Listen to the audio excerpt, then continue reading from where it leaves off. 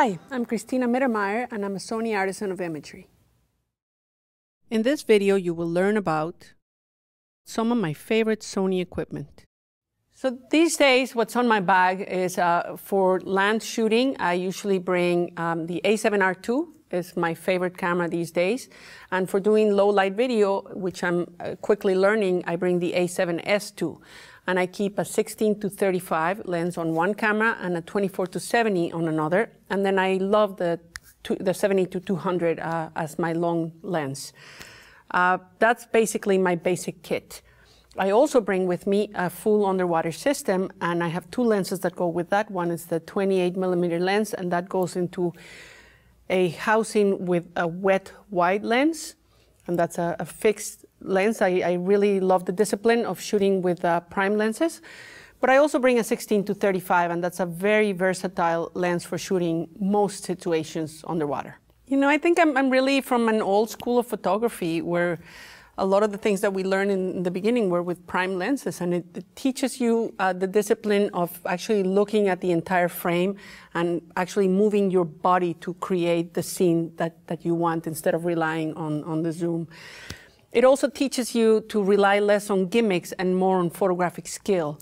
So I encourage everybody to, every once in a while, take just one prime lens and find the discipline of shooting with it for a couple of days, and your photography will improve greatly. So working in the field, you have a lot of tools at your disposal to let you know, to tell you if the images that you're getting are going to have a solid foundation to become publishable work.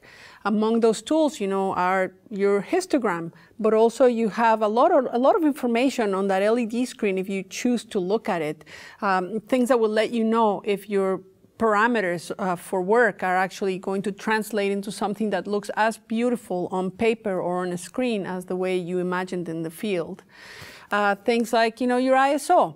If you go crazy and, I don't know what, 30,000 ISO, it might look great in your LED screen, but you need to be cognizant that there might be some drawbacks to it later on. And so I find that there's no excuse for coming home, with the ignorance of what the image is going to look like. You have every tool in your camera to give you a lot of information as to what you're shooting. So, use that information, learn how to use those tools. This is one of my favorite images of all time because in my sketches, in the things that I imagined I was going to be photographing when I went to Greenland, I wanted to make an image that tied the people to the landscape.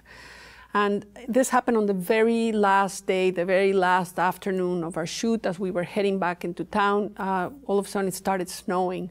And as Nima looked up to the sky to see the snow, I was able to capture this image with his dog team in the background. And to me, this is the kind of image I like to make. I like portraits and I love people's faces, but I love placing people in the place, in the context of where they live. And so having something in the background, like those dogs or a person that's behind in the background, giving it the context is one of the things that I like to do in my photography. And when you're out there shooting, I don't like chimping and looking in the back of my camera a lot, so I didn't know I had this image until days later when I was able to download. And I think this image really captures the fate of the Inuit people to the last ice, and to me it has emotional content. And it really shows that when the ice melts from underneath their boots, their lives will change too. And then our lives will change too. I mean, it's an important point to make that when a situation all of a sudden happens in front of you, that you learn to recognize it and that you are ready with your equipment.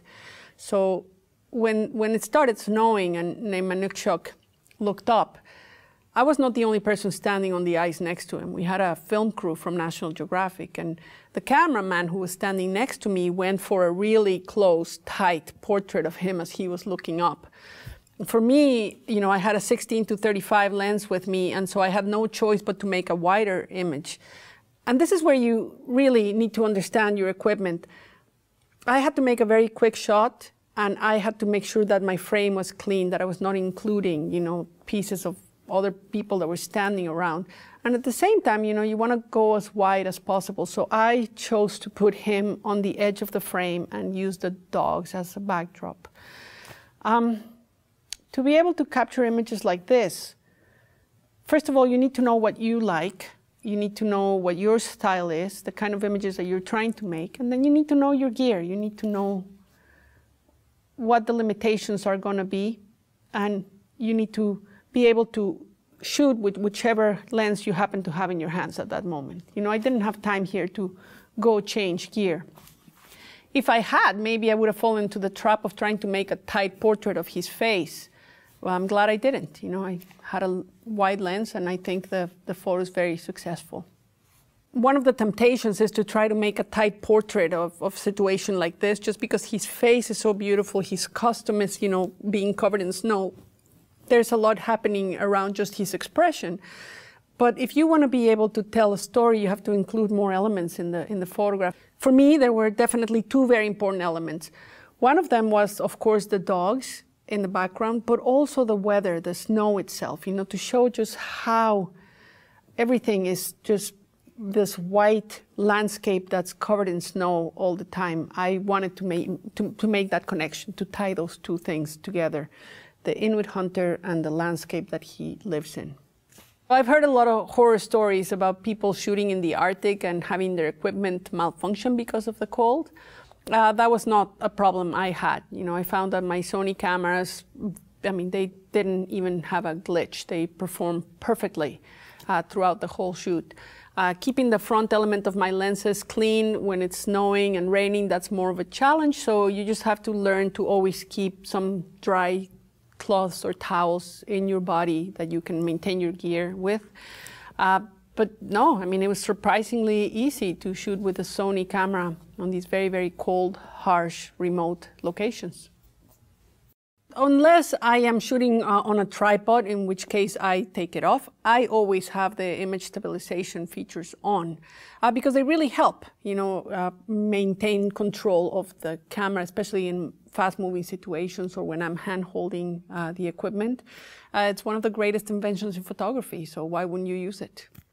Trying to hand-hold a camera in low-light conditions on a moving boat is one of the most challenging and frustrating things that you can do as a photographer. So using the image stabilization helps, and then having fast lenses really helps. So, you know, pick a lens that's a 2.8 that, you know, has rapid out of focus and, you know, something that's responsive to what you need to do, because everything is moving and changing very quickly. And, you know, whenever you find yourself in a situation where you have low light and things are, you know, moving a lot, like when you're shooting from a boat, remember that ISO is your friend. And with the modern Sony cameras, you can actually lift your ISO quite a bit, you know, until you get enough of a shutter speed to actually freeze the motion. In this video, you learned about some of my favorite Sony equipment. I hope that some of the ideas and tips and lessons and mistakes that I've shared with you, that I've learned along my own journey, inspire you to find your own authentic voice, to figure out what you're passionate about, so that you can go out there and tell your own stories. There are no small stories, and we need a lot of storytellers to make a better planet. So get your camera and get out there. Can't wait to see what your story is.